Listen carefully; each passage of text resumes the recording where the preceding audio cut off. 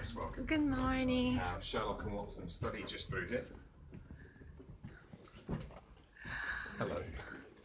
Good morning. A sala de Sherlock aqui dentro. Ladies and gents, if I can ask you to walk all the way through to the far side of the room. Sorry. Esse é o apartamento do Sherlock, a mesa dele.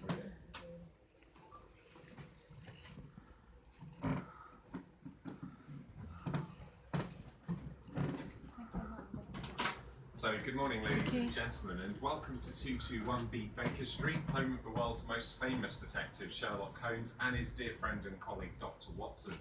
I must ask you, don't touch the items on display, but you can take photographs in here. So here on the first floor, the room to my right is Sherlock's bedroom, and within it you'll find parts of his many disguises, including his makeup set and a whole host of serial killers on his wall too. The room here is the study, and it's the heart of 221B, where Holmes and Watson would spend their leisure and their illustrious clients would seek their advice and help. We have Dr. Watson's desk here with his medical kit bag, the Times newspaper from 1881, which was the year the pair first met and moved to the address. In the far corner is Sherlock's desk with his chemistry set for crime scene analysis, and of course, his famous Stradivarius violin, which he would play to ease his mind through the most troublesome of cases. On the back wall are two letters, VR. These stand for Victoria Regina.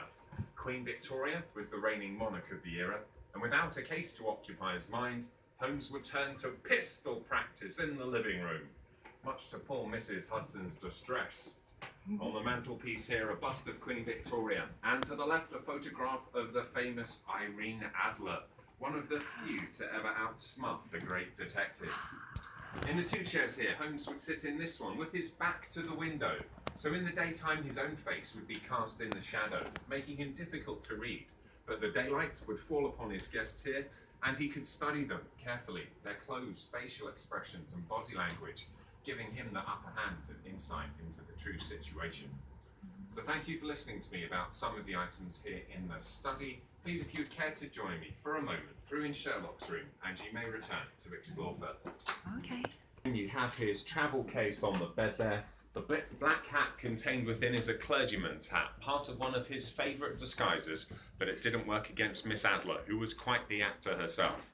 You have a billy club in there, which was the nickname for a police baton. This would be used for protection and sometimes persuasion as well. On the mantelpiece there, just behind you, is a Persian slipper, where he would keep his pipe tobacco stuffed into the toe, one of several habits Watson found a little distasteful. And up on the wall here, these photographs, these aren't Sherlock's family, these are genuine murderers and serial killers of the time. He introduced these to Watson as my dear old friends. We have Dr. Thomas Neil Cream here, the Lambeth poisoner. He had victims across America, Canada, and this country too. He was also a suspect in the Jack the Ripper murders.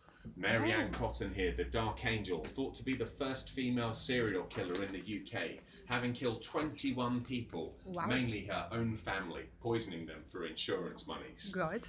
For Holmes to get close to criminals such as these, he couldn't just wear a new hat for the occasion, he would have to change his face. To help him do so, he would use stage makeup, as we have here. Now, such the master of disguise was he. He would return home and Watson wouldn't recognise his best friend and colleague. Although this might tell us a little bit about Watson as well. So thank you very much for listening to me, and any questions about the displays as you go through the rooms, please just ask. And whenever you wish, you'll find Watson's room above us here, Mrs. Hudson's at the front, and the Wax Museum on the top floor, where you can meet Professor Moriarty himself. Wow. Spoon.